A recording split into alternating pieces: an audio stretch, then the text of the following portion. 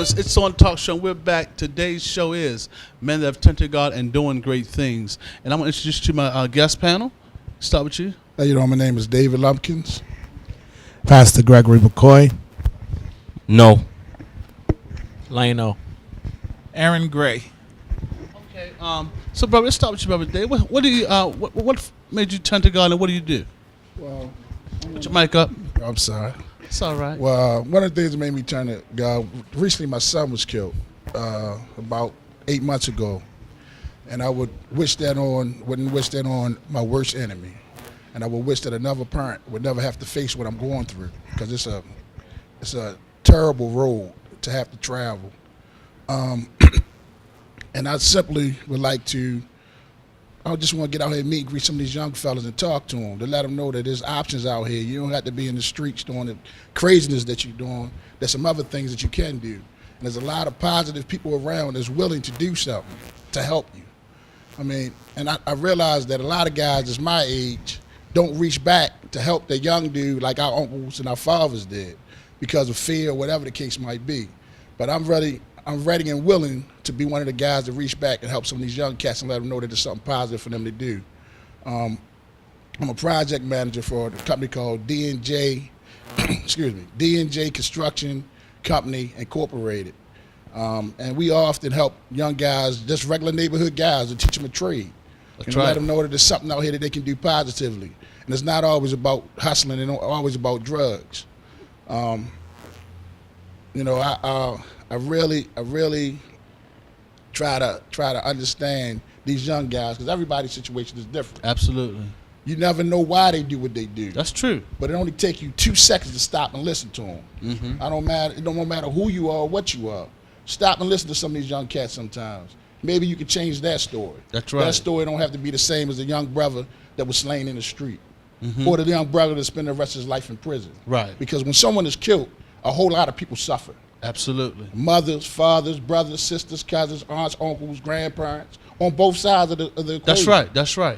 And with that, I just want to let y'all young brothers know that there's help out here, man. And it's a lot of people out here that really do care about you. And you are loved. It's a lot of positive brothers out here that want to do something for you and let you know you can let your guards down. And it's all right for a brother to say that he loves you. It's all right for a brother to care about you. And that don't mean that you're homosexual or you gay. That means that you're a man. That's right. That means that you understand. And you're willing to learn something. You got to be willing to learn something different. That's just what. Steve, you want to give your number out for your business? Sure. 443-904-1310. Want to give it again one more time, but slower.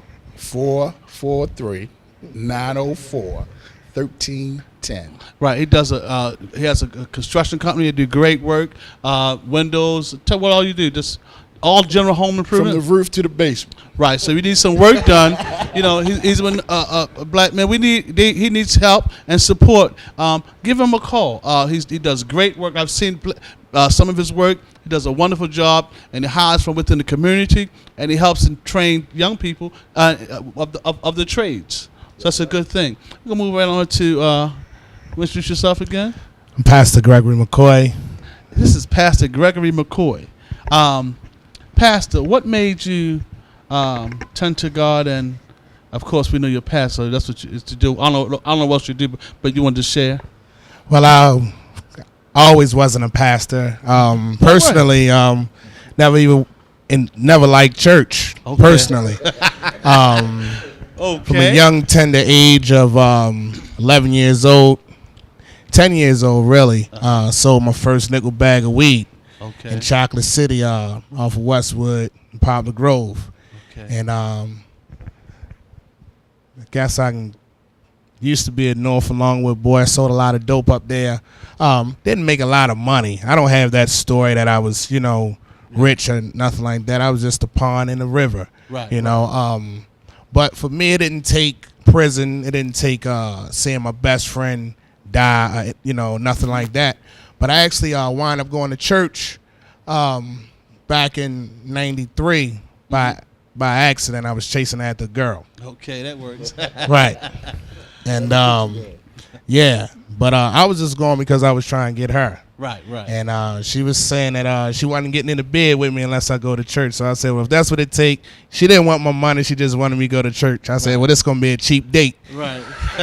So that's how I wound up going to church. But to make a long story short, I found myself went to church that day and enjoyed myself. Had no intentions on going back. Right.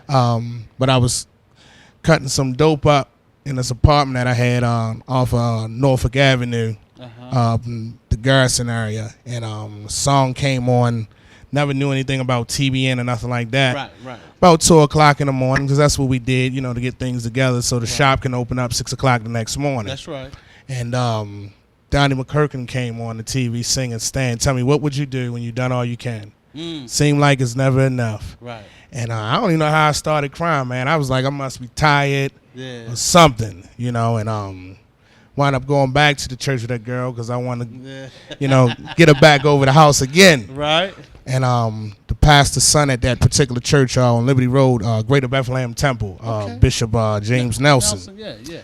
And his son, actually his son's now pastoring that church, Jason, Pastor Jason Nelson. He was singing Stan, and I found myself crying again. And I walked to the altar and got baptized that day. Wow. Life just wasn't the same, but I didn't stick in the church because I still needed to make a living. Right, right. And at the time I had a son, so I tried to sell drugs again, but I just wouldn't work for me. Yeah, yeah. And I found myself, man, driving from West Baltimore all the way to East Baltimore and ended up at the Baltimore cemetery. And in my car, man, just like you and I speaking now, I'm not try not to be, real spiritual on you, but I heard God speak to me and said, I won't even be able to use you as Paul from behind prison's wall if you don't change your life around. Wow. And that's how serious it was. So in other words, I took it as if I won't make it to prison, I'm gonna go straight to the cemetery. Right, right. And I didn't want that. As bad as I thought I was, I really didn't want that. Right, right. And but I found myself back in the church. Dropped out of school. Made a lot of babies. Slept with a lot of different women. I have today I have 6 kids, 5 boys and 1 girl. 2 by my wife. I'm married now. That's all right, my brother. But my life wasn't always easy, man. I believe today is young men, man, we're missing so many missing dimensions in our lives. There's those gaps that can really never be filled by man. But I think that it takes us to get some sort of God of our understanding, whether it's Islam, regardless of what it is. I'm not one of those guys that, I'm not a religious guy. I believe in relationship. Absolutely. And I teach the principles at my church that if we're going to say we kingdom citizens, then we ought to be kingdom. And all that is a way of thinking, speaking, and behaving, and understanding that God is at the center of it all. So if he's at the center of it all, then I have to embrace my Muslim brothers. I have to embrace, Judaism. I have to embrace certain things, things that we're really not accustomed to in the body. Right, right. But like the brother said before we came up here on the last panel you had, that we have to come from beyond the 4 walls of the church. And that is why I believe today that in order for us to be relevant, we have to come behind the 4 walls. And I believe that I see a lot of brothers, a lot of pastor friends that I have, they're coming from behind the comfort of the 4 walls of the church. That's the only way we can be relevant and be effective, because if we call ourselves men of God, then how can we be afraid of the brother that has the long locks? Right, right. And I had long locks when I first got ordained. Okay. And I was a radical preacher, because I really didn't care about the church politics, so to say. Right. I'm not the popular preacher that most people probably invite to their church, because I don't really have a popular message. My message is forget the Bentley and the Benz. Let's go back and get the Bloods and the Crips. Yeah. Because most of us, if we be honest, most of us come from the street. Absolutely. And God cleansed us, and we've forgotten where we've come from. So many. And I mean, that's just the type of preacher I am, and I use my platform that God gives me on Sunday and Wednesday and any other day to be effective and to be relevant in my community. I hate to interrupt you here, but it's so important that men like yourself that have had these experiences go back. God allowed you to go through what you had to go through so you could actually go back to that particular guy that's in that realm and relate to him and bring him up. Reach down and say, man, it's a better way. You know, and I'm so proud of you for adhering to the voice of God, and now you being a pastor. Yeah. You know, because so many guys really don't want to be in the streets. All praises due to God for that, man. Like I said, I never wanted a pastor. Even when I heard God call me, I didn't want a pastor. I believe as pastors, we're not really in tune with the streets. And so we don't have street credibility in a sense. And then I believe we just got to stop being fake and phony about a lot of stuff. You know, I just believe, you know, God said, you know, tell the truth, shame the devil. Yeah. You know, I believe let's just tell the truth now. Let's start being truthful about things, you know. So popularity ain't something I'm impressed with, so it don't matter. Right, And I believe that's why God called me. God is not calling rock stars. He's No, calling not at all. servants. He's calling servants, man. And that's what we got to get back to, Right. servitude versus trying to be served. Exactly. And that's the dilemma. That's the actual gap. That's one of the missing dimensions that the church have with the street. You know, when I was a little boy, man, I can remember when I was 8 years old, and I remember my mother, you know, we didn't have lights on in the house, and we went to the church, and the church paid our gas and electric bill. You know, and so when I see people and, you know, go to church, or I hear stories, because I'm a full-time pastor, but I don't get a full-time income because I work for a living. You know, I do heating and air conditioning by trade. You know, but I hear people in the streets, because you don't have a pastor hat on. Right. I hear people say, I've been to my church, they couldn't help me this, and I'm a faithful tithe, I'm a faithful this, that, and the other. I believe, man, the reason why that is because we've really lost sense of what God really called us to do. Yeah, I agree. I know I'll probably take a lot for this. I probably get a lot of emails and a lot of that stuff, all right. but That's you all know, right. it is what it Let 'em is. come. Let 'em Spiritual warfare is just what it is, and all it is us really taking a stand. That's what it means to take a stand for God. To really take a stand, man. Yeah. You know. I've just read the book, Understanding the Principles of the Kingdom. Yeah. Of Bishop Miles Monroe. Okay. And it's Awesome, all about man. it's all about kingdom living. That's and, it. And it's a mindset. Yeah. And you have that mindset. Let me move on to another brother. No. No, yeah. Again, my name is No. Hey, no. I'm from Baltimore, born and raised. I'm a hip hop artist and a songwriter. Okay. You know, unfortunately, my story does involve, you know, the gangs and the drugs. You know, I've been a gang member since I was 18 years old. Wow. You know what I'm saying? I'm no longer involved and you know, an active member because you know I chose music, you know, over the street. Right. It was something that I don't know. I told my mother at 12 years old I wanted to be a drug dealer. That's what I told her. Wow. You know, she asked me what I wanted to be when I grew up, and that's what I told her. You know, because in the neighborhood I was raised in, you know, the neighborhood drug dealers just seemed like they had it all. You know, Glorified. You know, yeah. they had the glory, they had the women, they had the cars. You know, and at a young age, I'm sitting on a stoop eating sardines. You know, and just that whole lifestyle just seemed much more attractive to me. Yeah, and yeah, it happens. That's And right. and you know, she did the best she could as far as keeping me in school, keeping me focused. But I remember the look on her face when I told her that. You know, Wow. I didn't know.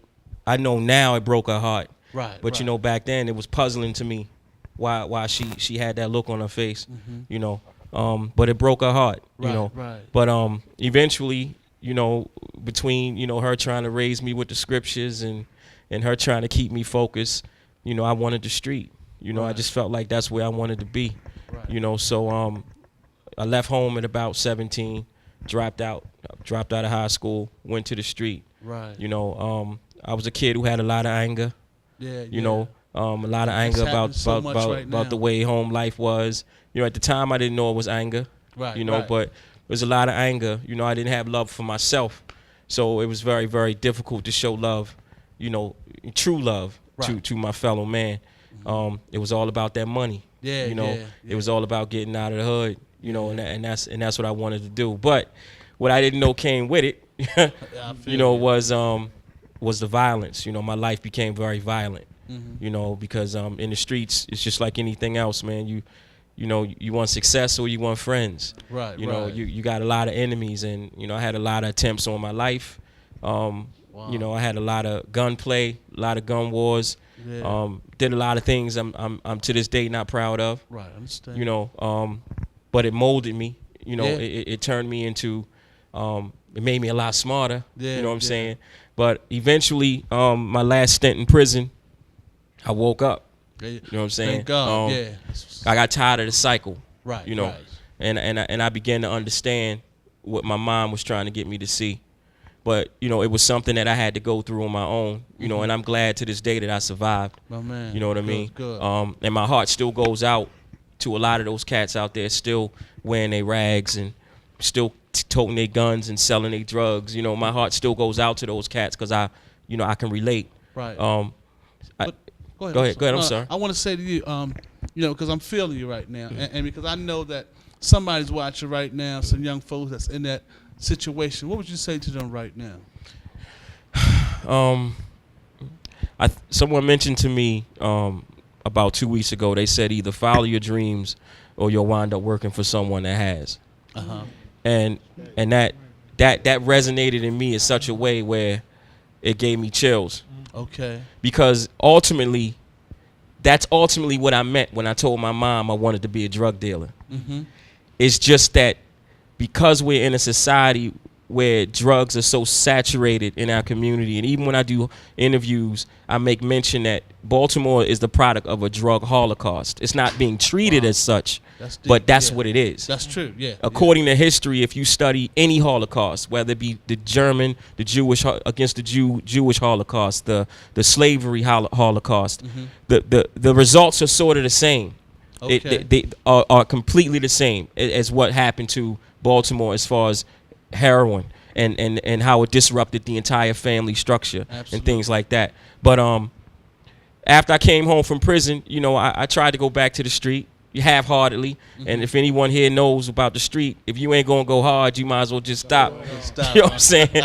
But I went at it half-heartedly and almost lost my life again, and almost wound up taking someone else's. Right. And that's when, you know, I was always a poet. I always loved poetry. Right. You know, I had always dabbled in music in and out in between the drug Right, dealing. right. And one day I decided to just leave B-More. Good. I mean, with everything on my back. I didn't take nothing. Wow. And I just left. And I went to New York. And I didn't know why, Right. but right. I just knew I had to leave here. You know, so that happened about maybe 7 years ago. So I left New York. I slept on the train. Didn't know anybody.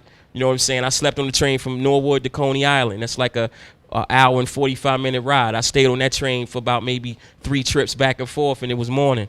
You know what I Wow. mean? Yeah. But then, as fortune would have it, I ran into someone named Nicole Chaplin, who happened to work for Damon Dash, who was a big executive who worked at Rockefeller Records. Wow. She set up a meeting with this guy, and then, you know, we formed a relationship, and then she set up a meeting with Diddy.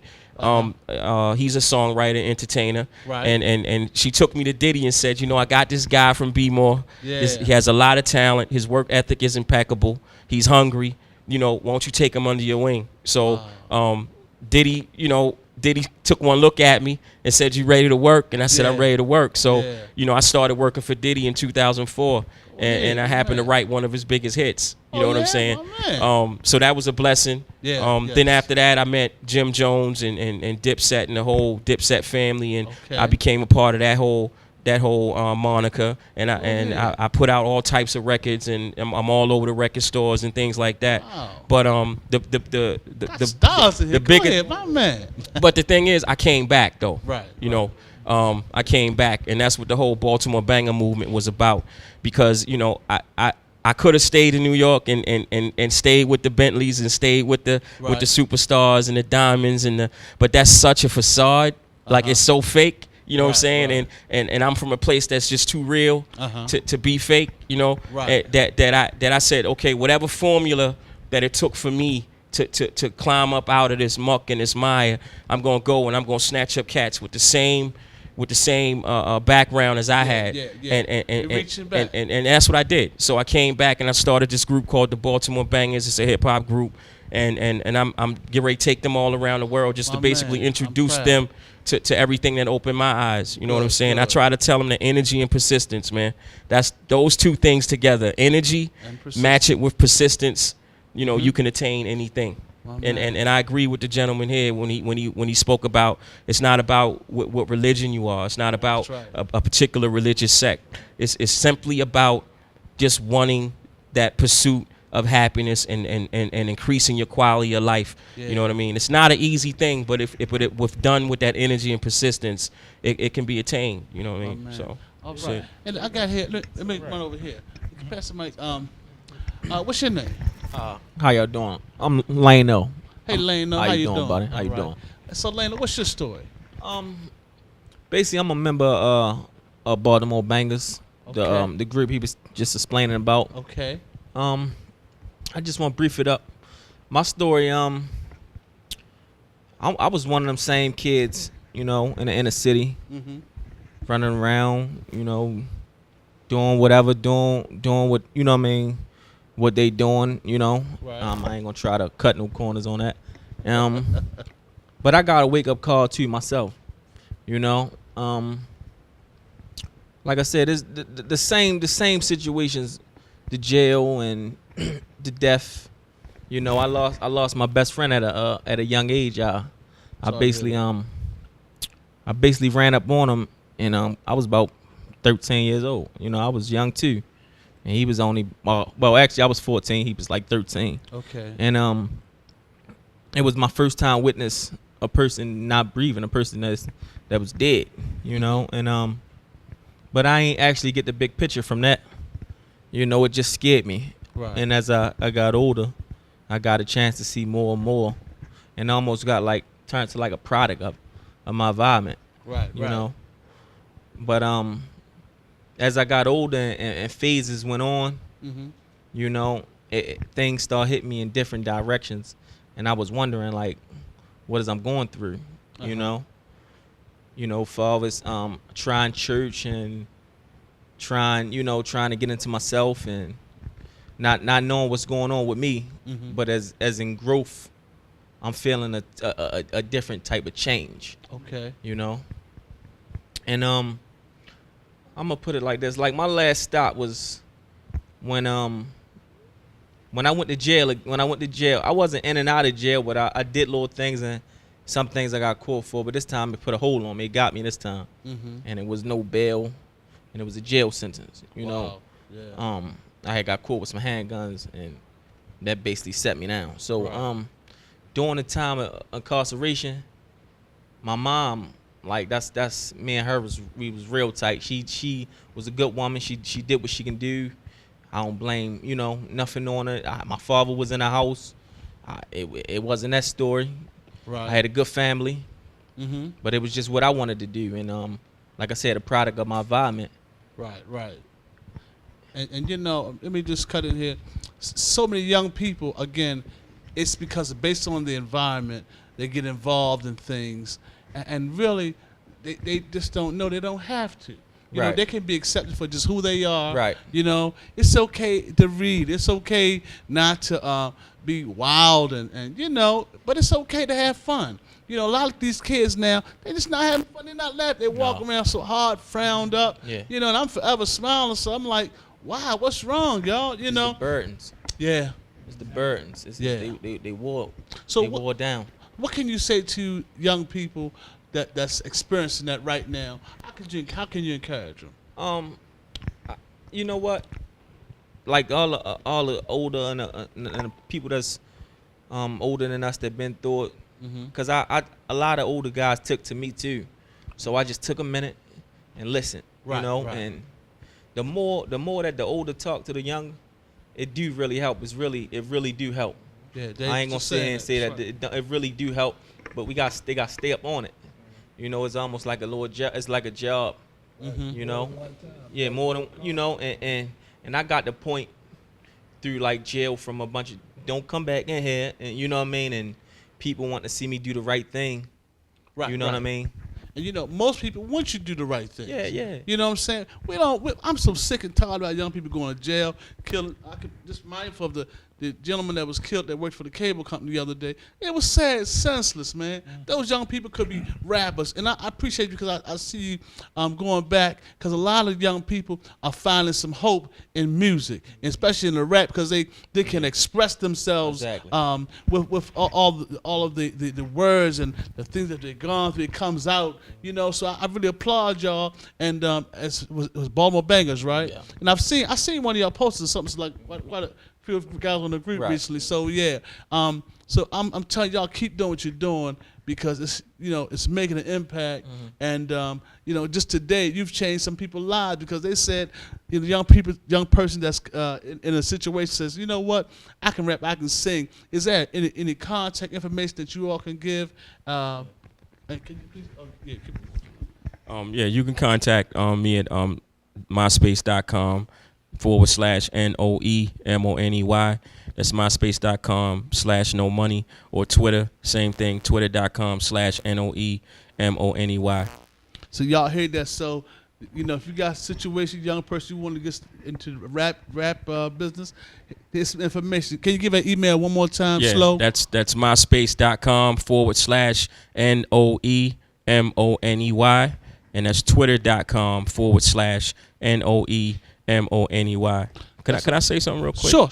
I just gotta say, build on what he said as far as the generational gap that existed. We need y'all just like y'all need us. Absolutely. You know what I'm saying? I'm gonna keep it real. I mean, when I was on the street, I wished it was like older cats that would have snatched me up and like talk some sense into me. You know what I mean? And it's like a lot I had to learn on my own. A lot of the quote unquote dope fiends that was coming, that we were serving, was cats that was old enough to be our fathers. You know what I'm Right. saying? And it's like we couldn't understand how, where the ball got dropped. You know what I mean? So Right. we was sort of fending for ourselves. You know what I mean? And even now, there's times when I just want to sit and I want to kick it with a guy that's twice my age, because I know in his head he holds secrets, things that he could teach me in 10 minutes that I ain't got to go through 20 minutes of pain to learn. That's right. You know what I That's mean? And I think there's a fear that exists between Yeah, those and it generations should- that shouldn't yeah. be there. Like the gentleman said, just because I come in and I have locks, you know what I mean? And I'm refined. Don't get me wrong. I drink wine and smoke the finest cigars. Like I never smoke a marijuana blunt in my life. But you would never be able to tell that if you never just took the time to just approach the cat. Hey, young brother, how you doing? Because I'm approachable. You know what I That's mean? right, that's But there's a fear that exists between black men, where there's a 50 and up down to the 30 and under. Where it's like we sort of like in different worlds, man. And I think, let's and I bring think that out. That's right. And I think that has to be addressed. I think that's what's sort of destroying us, because you guys hold secrets, man, that you could just drop on us in 10 seconds, and That's right. we listening. We definitely, Right. it's a misconception that we don't, because all we do is listen to music. Like all we do is listen to other people's stories to try to figure out how we gonna make it. My You know what I'm man, saying? yeah. So we definitely want to hear it. Let me You know what I mean? let me give a mandate. I'm mandating every man out there, 30 and above, talk to young men. Spend some time with your son, your nephew, kid in the neighborhood, somebody on the job, somebody you don't even know. Right. It's okay to talk. You ain't got to fear. You're a man. They don't want you to fear. They want you to love. Because we have to raise up our young people. We have to put some things into their heads so they won't make mistakes. Sure, go ahead, Pastor. I like to say something about that. The key to that is we have to talk to them, not talk at them. In other words, a lot of us take the approach where I'm 34 years old. A lot of times we take the approach that, boy, pull your pants. That's not talking to them. Right. Pull your pants up. Why you got?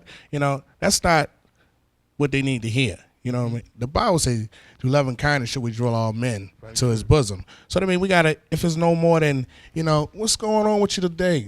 Shake his hand. Right. Start that relationship with him. right. Then when you'd be surprised you do that 6 times, and then on the 7th day you don't do it. He gonna say, hey, what's going on with you, man? Did I do something to you? Yeah. And then that's the opportunity to say, yeah, you know what you did? I keep seeing you with them pants hanging down, man. That's why they keep picking with. I'm just saying, that is how we really present ourselves to be tangible. That's right. I think the fear part comes in because I'm 34. Dave, how old are you about?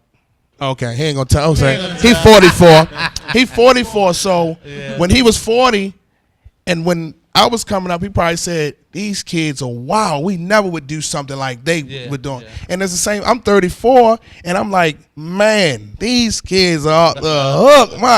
I'm going to have to go get a gun if I go on pro.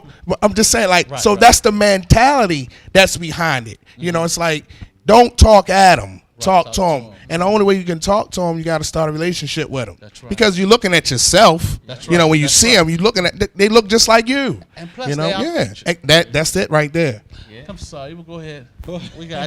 We've been so excited around this. Hey, man. this is Save just the best for last. I'm in awe. Okay.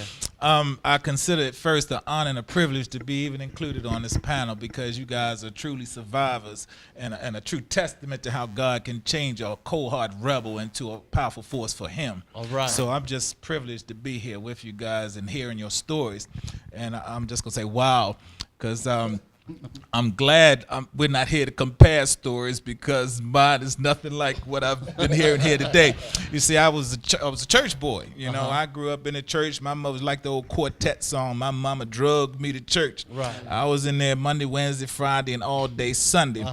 And I think the pastor can relate that it was my one desire was to be old enough to get out my mother's house so I didn't have to go to church anymore. Right. But y'all know as long as I kept living, God granted me that wish.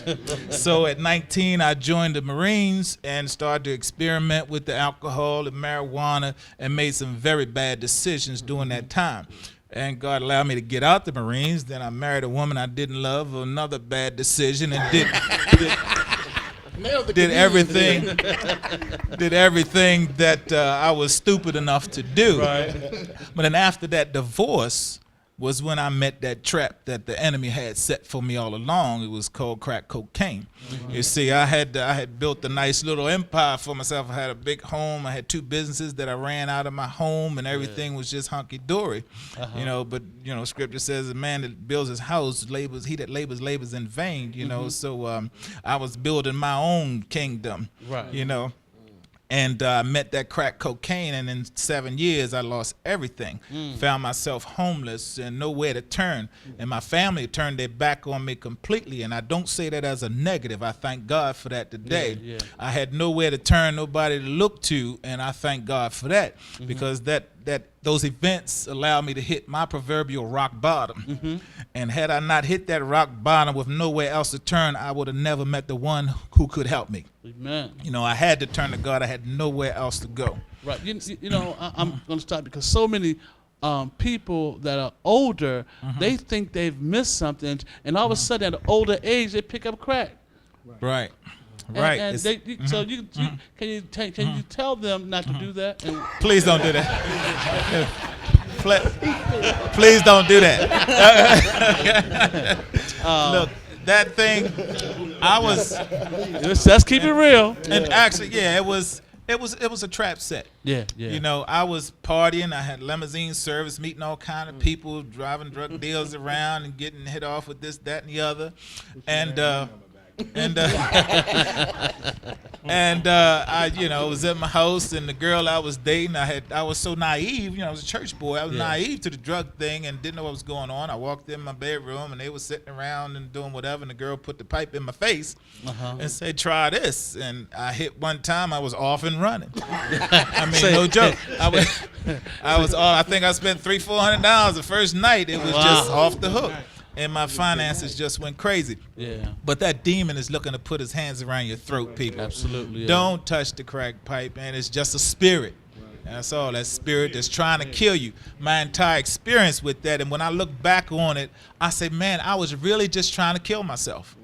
Put them big rocks on the pipe saying, oh, this is going to take me out, but hit it anyway. Yeah. It was crazy. Yeah. That spirit, it had me. It had my brain all wrapped up and tangled up. And I ended up, and part of my story is I robbed the same store 7 times. Tell me that's not crazy. That's crazy. That's crazy. I can talk about it on TV because I've been to court and that's all taken care of. But I lost my mind through my experience with crack cocaine. But by the grace of God, when I hit that rock bottom and turned to Him, I was actually in the bathroom. I heard one story, a gentleman in the bathroom, I think it was Ted. Right. And the jury had gone out, and it was a terrible trial. I lied. My witnesses lied. We looked like the Keystone knuckleheads. And I just knew my lawyer was sitting there counting up the amount of years I was going to do. Wow. I went in the bathroom and I said, God, I know I'm going to jail. I said, but protect me and keep me while I'm there. Whatever you got for me to do, let me do it while I'm there. I was about to do 60 years, so I thought. I went back in that courtroom and they couldn't decide. They went out 3 times. Judge kept sending them back out. It was one man on my jury that would not convict. I got off of that thing with 3 years probation. Wow. You blessed. But by the grace of God. Yeah, and God is just awesome. I mean, yeah, that's my Red Sea experience there, because there was no way I was getting out of that. Right. And I, not long ago, just 1 second. Someone else had mentioned a story like that. It's supposed to get time, but this is the mercies of God saying. Yes, it is. And He's only, it's sad that some have to experience bad things for God to really shake them and wake them up. But it's Right. folks like yourself and others that God is going to use mightily, because you have experience. Because That's right. you are the folks that will go into neighborhoods and talk to any and everybody about changing their lives. You know what I'm saying? Right. So that's powerful. Go ahead, my brother. I just wanted to say this to like the younger group, the youth my age or younger. I just want to let them know that they can follow their dream, you know. And even when it just seems like ain't nothing else gonna happen, it's over. If God just wake you up, you know, I don't really want to get into the you know what I mean, spiritual. But if whoever they believe in, or you know, their relationship, whatever wake you up, and you wake up in the morning, is always a new day. You know. And a lot of times I ain't think things was gonna work out for me, you know. And me pushing that pen and writing and expressing it through myself, it kind of like cleansed me, you know. There you go. That's It strong. kind of like cleansed me, and I just want to let them know, don't stop pushing if they making beats or they rapping. Just keep on, cause something to give, you know. Like that. Hey, listen, I got to wrap this segment. I got one more segment. Gentlemen, thank you so much. Strong messages. Appreciate you, man. Appreciate you. Listen, appreciate you, man. Keep helping them young folks. I thank God that God shook every one of you all up and woke you up, and now you're doing some things that I built the kingdom and helping folks rise above their demise. Appreciate it. God bless y'all. I'll be right back. Good. Hello, it's On Talk Show. We're back, and today's show is Great Men Doing Great Things. And I'm going to start at the panel here. You want to introduce yourself and what you do? Oh, praise the Lord. First, it's an honor to be here with great men. Put your mic up to your mouth. Excuse me. First, it's an honor here to be with great men here, and I thank God for you. We're going to say how we met, but thanks for that time. Amen. No Amen. problem. My name is Brother Tony, Minister Tony. You can call me Brother Tony. One of my understanding when I was talking to the brother here that we just come here and be who he is and tell him what's going on in our Absolutely. life. That's right. So I want to say that, first I want to say that God been good to me. All right. But listen, we just introduce you right Okay. now. We'll come back to you, though. Okay. Praise the Lord. I'm glad that I'm here today. Thank God for the opportunity. My name is Apostle Gary Dunn, End Time Harvest Global Ministry.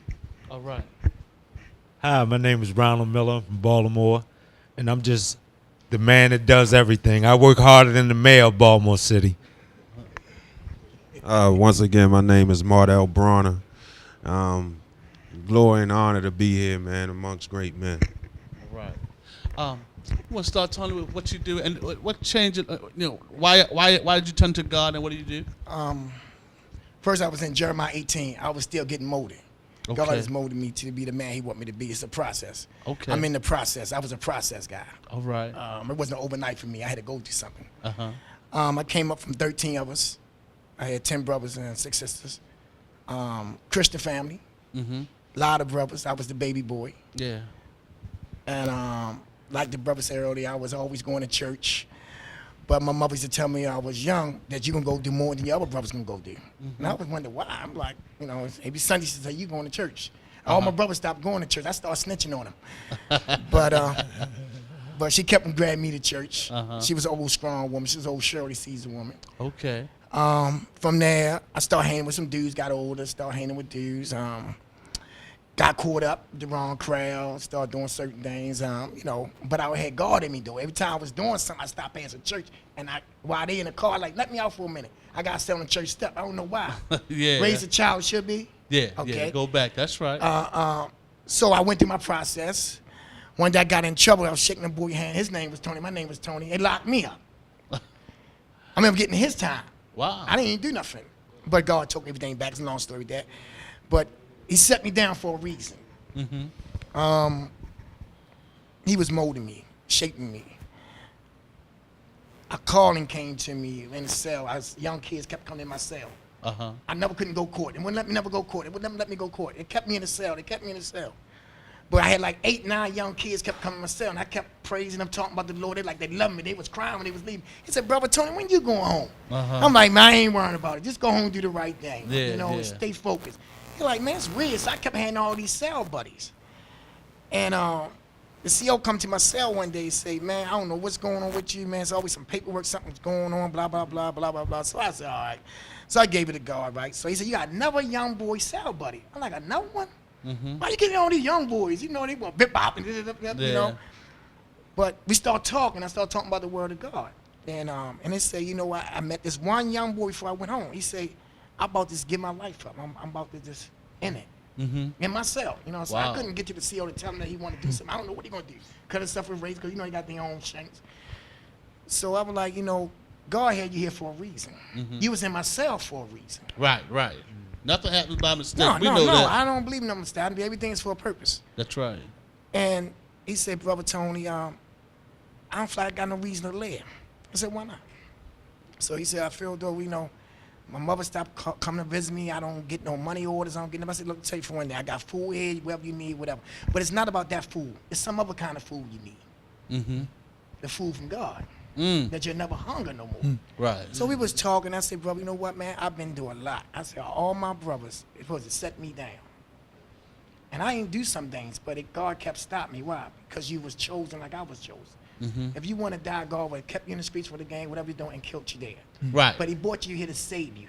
Don't look at it as a bad thing. Look at it as a good thing. Right. Right. Sometimes jail helps a lot of Hey, people and save does them. save people. That's right. So, you know, God used me to help young brothers. So I went on to do that. Long story short, I don't want to hold you up long. So I went on back into my ministry. I went to school to Bible on Park Avenue. Okay. You know, I done that. But God had, I must be honest, I didn't really want this. Okay. All right, I'm not, you know, because Right, I you came keep up in it real, church, that's right. But I didn't want this. Mm-hmm. I didn't want to be like some of the people in church and God didn't say. It's a scripture in the Bible in the Holy Law. He say, these people came to God and God said, I've never known you. Mm-hmm. I said, hold up, they announcing your name. And you don't know them? So he said, he took me to one more scripture, said the man on the cross. He said, God, but just remember me. Right. Right. He could have presented his case to God, like the Christians, but he didn't. Right. But God saved him. So I thank God for that. So now I'm doing exercise class. Okay. I'm personal training. I work with young youth. I'm a minister at the sister church under my sister, Dr. Ivis Perry. And I just want to tell people, know when you have a relationship with God, when you run past certain brothers in your life, it was an accident. You wasn't no accident. That's right. It was a time and a place and a point in time. Absolutely. So I thank God for you, and I thank God God allowing for me you, to be man. here with great men. Yes. And I might hold you up long to get to the next man. God bless you. Pastor Dunn.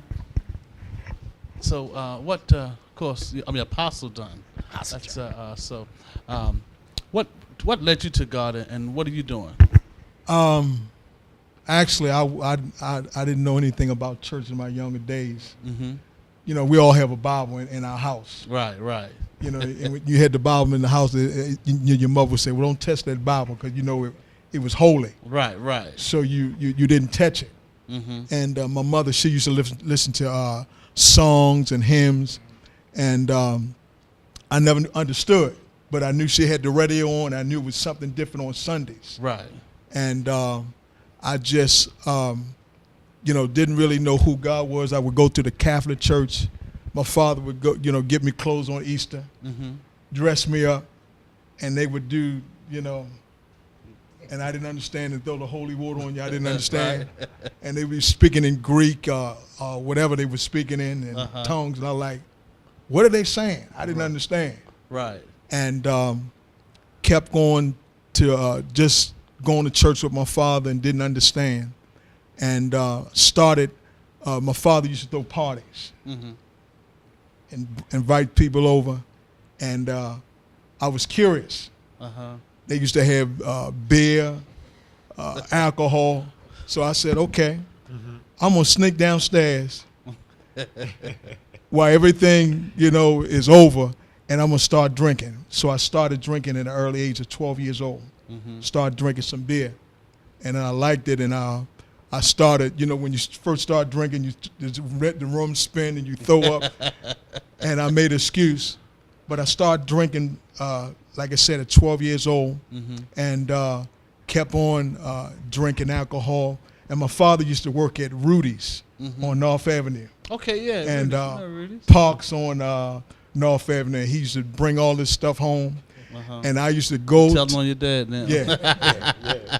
With my dad, he got saved and got into the ministry, but I used to go to he had a bar, and I used to drink the 100% liquor, vodka, and I used to take and pour water in it. And dilute it down, like nobody touched it. And I got a little older. My father asked me one Sunday to go to church. He said, if I buy you this suit, it was a men day, Mount Calvary Holy Temple Church, Bishop Hurlau Williams, Dr. Amanda Williams, she was the pastor at the time. Okay. And before Bishop married Shirley Caesar. Oh, okay. And I was going there. My mother and father went there first. My brother went there first. Then my mother and father went. It was like a domino effect. Right. I'm a twin, identical twin. Yeah. And I went there, dressed in a suit, but I had a hangover. Winded up at this woman preached the word, and I winded up the altar and didn't know I was there. Wow. Didn't know I was there. I was crying. But I knew when she said, gave the altar call, I gave my life to the Lord. And never been the same. Yeah. The power of God hit me, hit my brother, and never knew that I would be called to ministry. My father, he got saved. My twin brother got saved.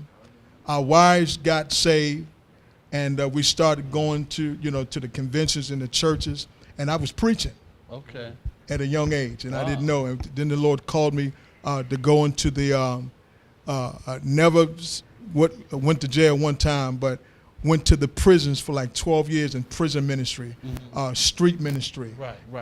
This had a heart for souls because it's about the souls. Yeah, that's right. And that's where the Lord started taking me overseas. Never thought I would be overseas. London, Trinidad, Barbados. Wow. Preaching the gospel. And we just have a heart. And you know my story. I shared that with you. We have a heart for the inner city. Especially I heard them talk about the gangs. My son was beat down, stripped naked, left for dead. And at a young age. And it just gave me a heart for young men, reaching out to young men, reaching out to the homeless. Jesus had a ministry.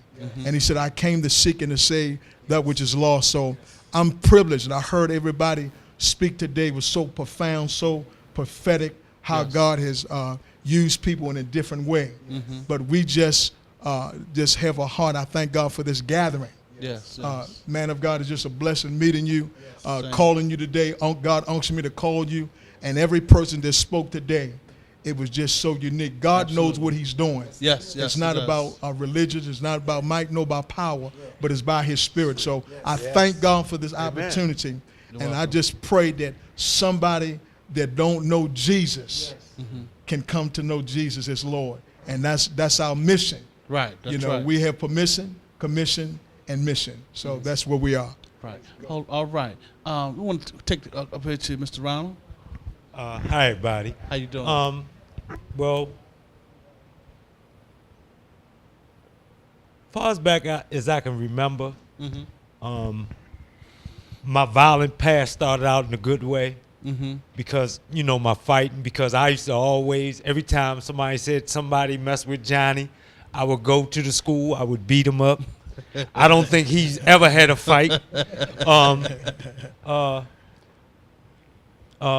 Then one day I was fighting when I was living in Char Hill. I was fighting like, how you move in a new neighborhood, and I was fighting like I don't know, maybe 13 people, but I made it out. Yeah. And then this guy named Blue saw me fighting, and he was a drug dealer. So what he would do, he would give me money to beat people up. Uh-huh. So that's how eventually I became an enforcer. I always would fight. My very violent background. But the guy that was here earlier with Arnold Mitchell and all them, Yeah. I used to take karate. Then I used to box. I love doing it. Right. But what I found out is really in our family blood. Mm-hmm. Your father used to box. My father used to box. Mm-hmm. Our relative Larry Holm, he was a heavyweight champion. Yeah. So it's been a long list of fighters in our family. Mm-hmm. So what I had naturally, it just got turned around the wrong way. Mm-hmm. Because sometimes we can have gifts, and if we don't know we gifted, like the brother said earlier, the one that had the locks, if you don't have a plan, somebody gonna have a plan for you. That's right. That's So right. I was really talented and gifted, Mm-hmm. but I didn't know it. Right. And what really brought me to God, I heard a lot of brothers say, God, just give me one more chance. Me coming to God was more like, have you ever seen a Spike Lee movie where the guy look like he look like he's coming forward, but you don't see him moving? Mm-hmm. I got out my cell. I came from the pen and I got out my cell. Ham, what you know. Mm-hmm. He would come and try to minister to me every day, right? But I got out the dorm, right, so I could get some jump from the guy that's coming from the other side. Wanted to get some wine and some weed. Right. So I was really sitting in church, but the music got to me. Then that's where I was meeting the guy. But all of a sudden, Pastor P.M. Smith came in from Hubert Memorial. Wow. Okay. Right? And the word just overtook me. Wow. That's awesome. I love that pastor. Mm-hmm. Haven't been there, joined that church. I might not be like a lot of y'all, right? Because I done stumbled and fell so much. Right. It's almost like I'm drunk. Yeah. But God is good. Yes, he is. And he hears my prayers. Yes.